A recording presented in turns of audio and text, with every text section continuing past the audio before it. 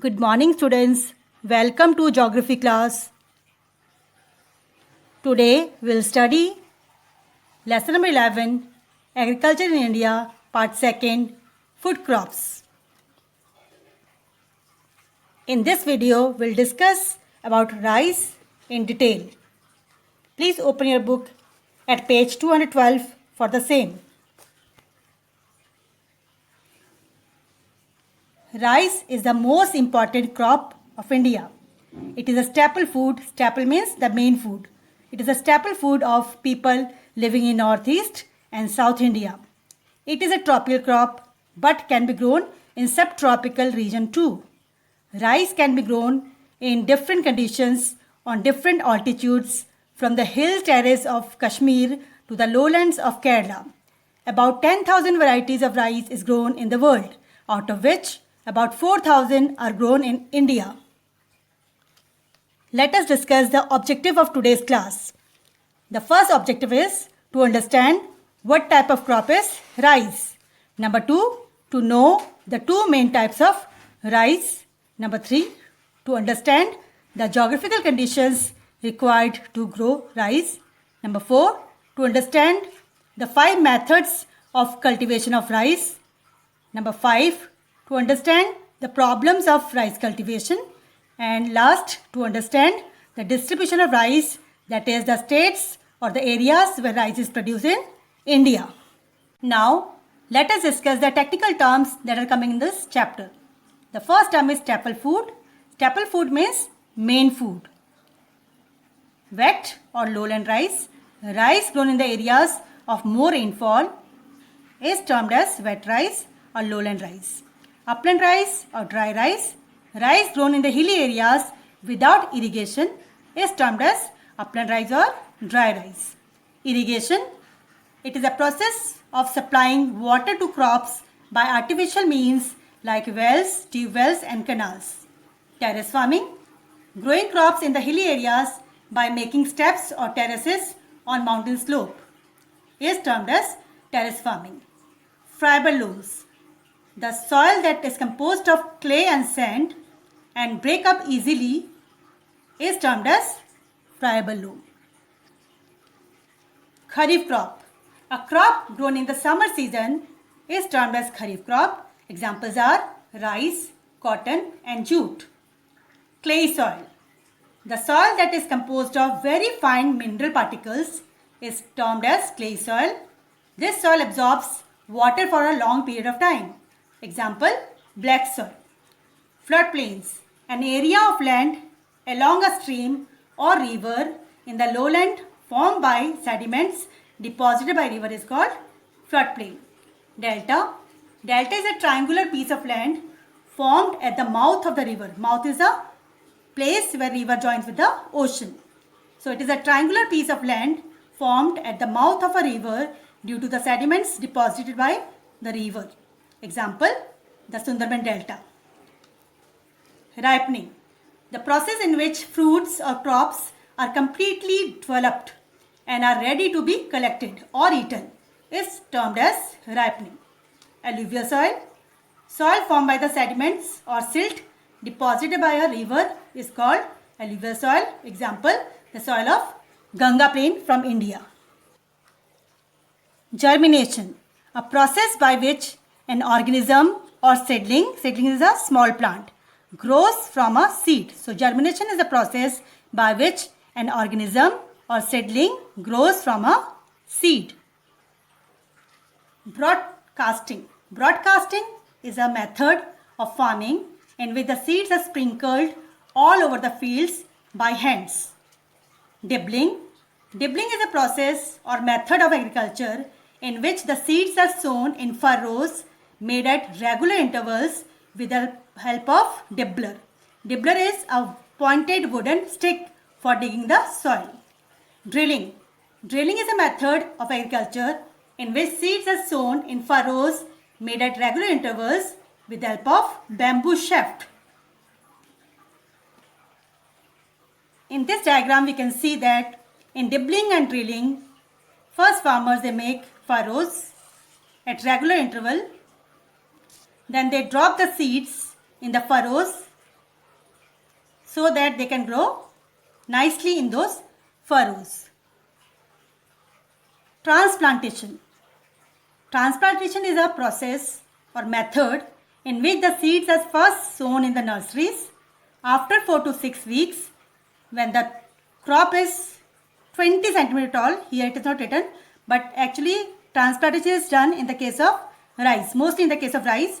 So when the rice seedling grow up to the height of 20 centimeter, which takes about 4 to 6 weeks, they are uprooted and they are re-sown in the fields. Nurseries, the places that grow plants for transplanting, is called a nursery. Fertilizers.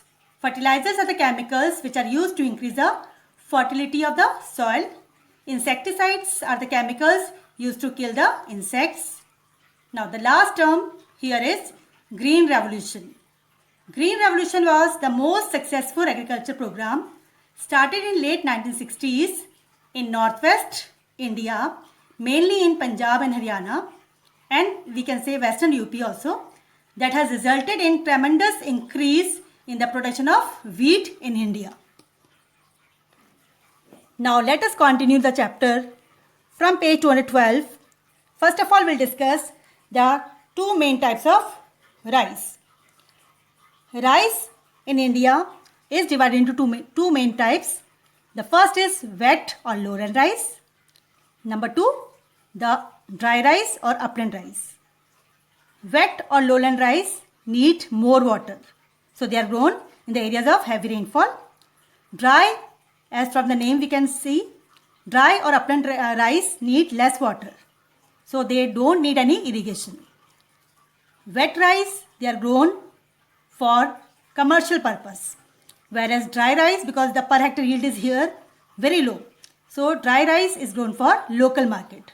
Whereas wet rice is grown for commercial purpose, means for sale in the market. The per hectare yield is more in wet rice, and I told you the dry rice here the per hectare yield is very low. Now we will discuss the geographical conditions required to grow rice. First we will discuss the soil. Rice, it is best grown in clay or friable loams. Clay soil, I told you, it absorbs more water. So rice, as it needs more water to grow, it is best grown in clay soil. Like it can also be grown in the black lava soil of South India, because black lava soil is again rich in clay. So rice can be grown best in lowland river valleys, floodplains, deltas and coastal areas. Temperature conditions. Rice require a high temperature. The average temperature for rice should be 24 degrees Celsius. It can be grown in the areas where the rainfall ranges between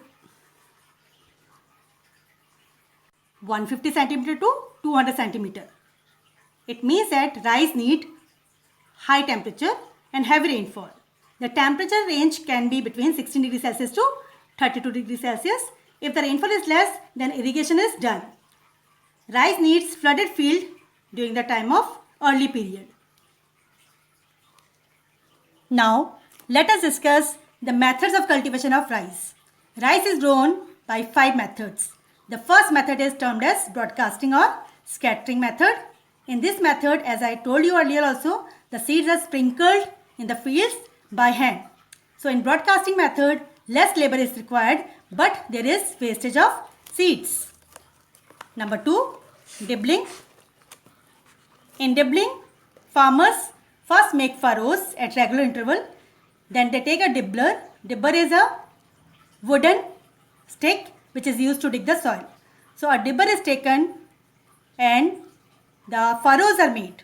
Then seeds are dropped in those furrows. So in dibbling method, the seeds are saved, means less seeds are used, but it needs more labor. Drilling method. In drilling method also farmers first make furrows, but here the farmers use bamboo shaft.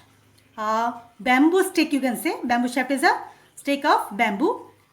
In this method also the farmers, they save the seeds, but it needs more time and more labor. Transplantation. Transplantation is the best method of growing rice, because in this method the per hectare yield of rice is highest. So in transplantation method, first the seeds are sown in nurseries. After 4 to 6 weeks, when the crop grow up to the height of 20 centimeter, they are uprooted and they are planted in the flooded fields. In transplantation, large amount of labor is required. Seeds are not wasted so much and per hectare yield is very high. Japanese method of cultivation. In this method, again first transplantation is done. Farmers, they use good quality of seeds.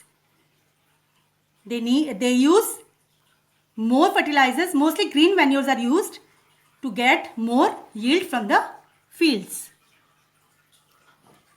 Now let us see what are the problems of rice cultivation in India. Rice yield per hectare is very low in India. There are various reasons for it, like in India, good quality of seeds are not used, fertilizers, insecticides, they are not used so much. So rice, its per hectare is very low. Number 2, farmers, they do not get the correct price for the crop. Number 3, there is no proper storage or go down facility for storing rice. And last, many disease, they destroy the crop like stem rot, red stripe, leaf scale. These are the disease of rice. Blast, bacterial leaf streak, they destroy the crop. At last, we'll discuss the distribution of rice in India. West Bengal is the largest producer of rice in India. The per hectare yield of rice is maximum in Tamil Nadu. Both West Bengal and Tamil Nadu grows 3 rice in 1 year. Like in Punjab, Haryana, UP, farmers grow only 1 crop of rice in 1 year. But in West Bengal and in Tamil Nadu, farmers grow 3 rice in a year because the conditions are suitable throughout the year. Punjab, Haryana, Uttar Pradesh, these 3 are the leading producer of rice in northwest India. Other states are Bihar, Jharkhand, Odisha, Andhra Pradesh, Telangana and Madhya Pradesh. With this, we complete our today's topic. Thank you.